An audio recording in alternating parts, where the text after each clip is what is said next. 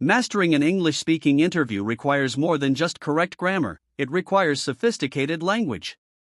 If you're still using generic phrases like "I'm a fast learner" or "I'm a hard worker," you aren't just playing it safe, you're missing the chance to stand out.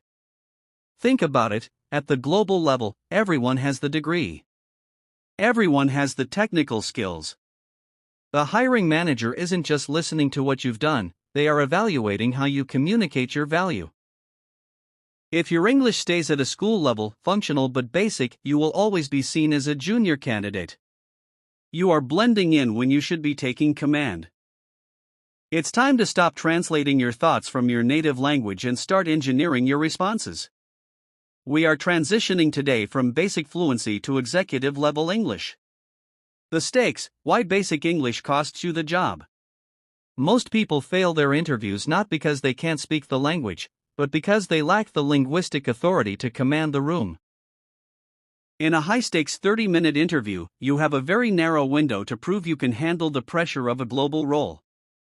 When you use basic English, you sound like a passenger, someone who follows instructions but doesn't lead. When you use executive English, you sound like the driver. You sound like someone who understands ROI, strategy, and cross-functional impact. Today, we are changing your professional narrative. I'm going to give you the exact scripts, the high-impact power verbs, and the psychological framing you need to secure your spot in the global market. We aren't just learning words, we are building a framework for success that will serve you for the rest of your career. The strategy: the 3 pillars of executive communication. Over the course of this training, we are going to master 3 specific pillars. First, we have the vocabulary audit. We're identifying the low-value words currently killing your credibility and replacing them with high-impact alternatives. Second, we'll look at the elite scripting formula. I'll show you how to structure your answers so they sound strategic and results-oriented, rather than just conversational. Third, the power verb deep dive. We are going to move beyond managed and help to verbs that demonstrate leadership, innovation, and actual financial impact. By the end of this, you won't just feel more confident, you'll have a completely updated professional identity. Pillar 1. The vocabulary audit, the basic versus elite switch. Let's look at the most common mistake: using school-level descriptors. The school-level phrase: I handled a big project. The executive-level upgrade: I orchestrated a high-stakes initiative from conception to execution. Why is this better? Handled is passive. Big is vague. Orchestrated implies leadership, complexity, and fine-tuned control. The school-level phrase: I'm good at solving problems.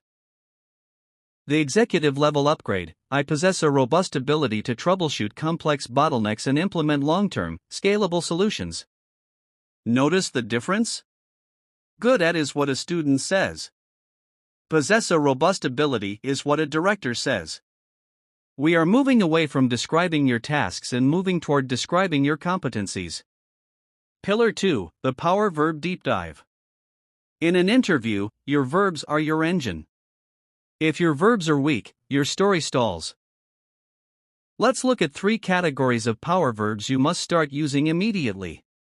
Category 1, leadership and influence. Instead of saying I led the team, try I galvanized the team. To galvanize means to shock or excite someone into taking action. It shows you are an inspirational leader. Try I mentored or I cultivated. Instead of I grew the department, say I cultivated a high-performance culture that resulted in a 20% increase in output. Category 2, efficiency and process. Instead of I fixed the process, try I streamlined or I optimized. I streamlined our reporting workflow, which mitigated the risk of data entry errors and accelerated our delivery timeline. Category 3, strategy and vision.